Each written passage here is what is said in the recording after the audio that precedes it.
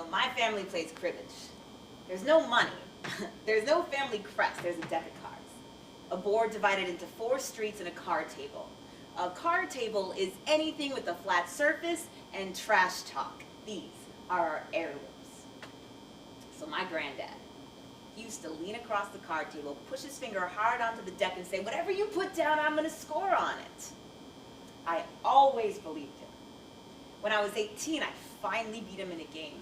No one made a fuss when my high school diploma came, but my family boasted over that win. I have never seen my father so proud.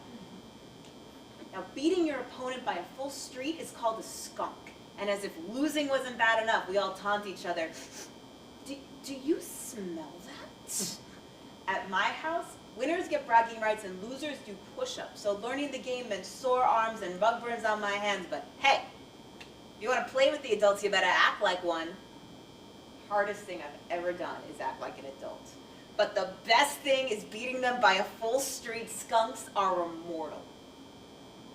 But bad luck runs in my family. We hold on to runs that trip, flushes that never fully bloom their color. We've always had too little. Nothing ever comes easy. We deal each other these terrible hands and then find points in cards that shouldn't score, fighting our way up the board. When my father doesn't get any points, he throws his cards down. Isn't that the best looking nothing you've ever seen?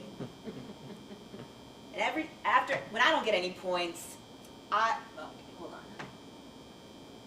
After every loss, I swear I'll never play again, and I swear, period. Cursing as I shuffle, hating the game until I peg ahead, until luck turns in my favor. The men still swear it's luck, not skill, but I haven't given up yet. My grandfather was a terrible loser, and he wouldn't speak to any of us. If we skunked him, the treatment could last all day, this glorious, tense, sulking, triumphant silence. He used to call me his nemesis, and this is how he loved me.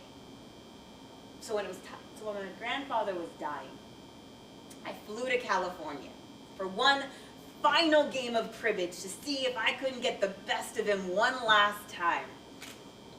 And then he beat me by a full street.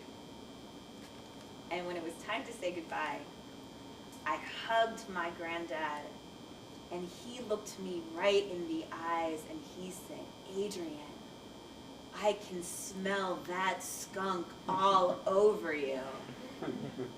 These are appropriate last words in my family. This is something that we feel acceptable as a life exit.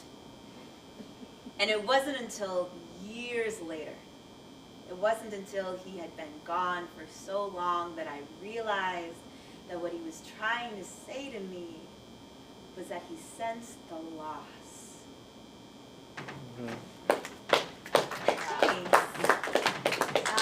Holes in every wall.